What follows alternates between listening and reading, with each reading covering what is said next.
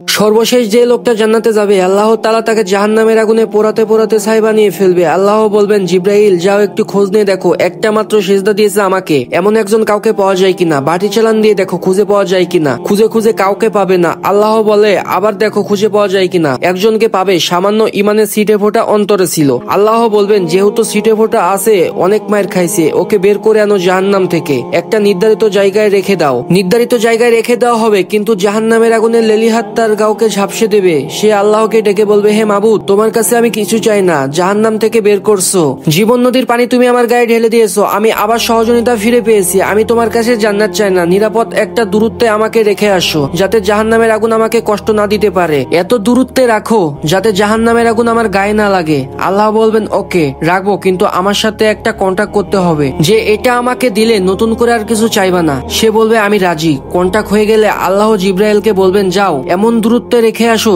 যাতে জাহান্নামের আগুন তাকে কষ্ট না দেয়। রেখে আসা হবে, কয়েকদিন যাবে, এখানে আনন্দে থাকবে, আল্লাহর শুকরিয়া করবে। সে মনে মনে বলবে, বেঁচে গেছি, আমি আর জীবনে কিছু চাই না, জাহান্নাম থেকে বেঁচে গেছি আমি। অনেকদিন থাকার পর সে মনে মনে ভাববে, বাইসা তো গেছি, কিন্তু নতুন করে তো ট্রাই করে দেখি, জাহান্নামের সৌন্দর্য দৃশ্য একটু চোখ দিয়ে আবদার করা যায় কিনা।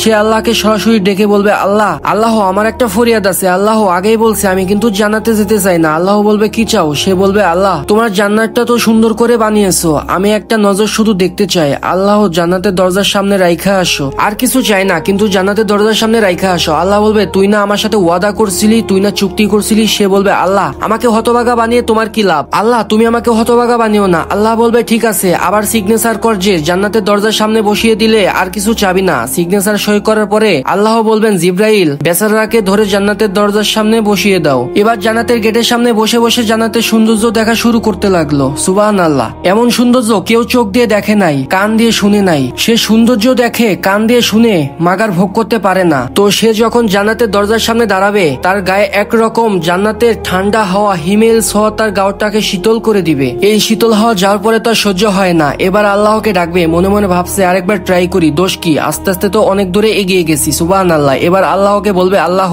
তুমি যদি নতুন করে কোনো বিষয়ে সিদ্ধান্ত নাও, তোমাকে কি জিজ্ঞাসা করার মতো কেউ আছে? আল্লাহ বলবে, না, আমি তো সব রাজার চেয়ে বড় রাজা, মহারাজা, আমার উপরে আর কারোর কথা চলে না। ওই হতভাগা লোকটা বলবে, আল্লাহ এত সুন্দর জান্নাত বানাইছো, চোখ দিয়ে সৌন্দর্য দেখি, কান দিয়ে আওয়াজ শুনি, হুর আর গেলমারা হেঁটে বেড়ায়, এত সুন্দর জান্নাত চোখ দিয়ে দেখি, ঢুকতে পারি না। আল্লাহ আমাকে কষ্ট দিয়ে তোমার কি লাভ? ও আল্লাহ আমাকে মাফ করে দাও। ভিডিওটি লং হয়ে যাবে, তাই পরবর্তী পাঠের জন্য অপেক্ষা করুন। সবাই ভালো থাকবেন, সুস্থ থাকবেন। ভিডিওটা ভালো লাগলে লাইক, কমেন্ট, শেয়ার এবং সাবস্ক্রাইব করে দিবেন।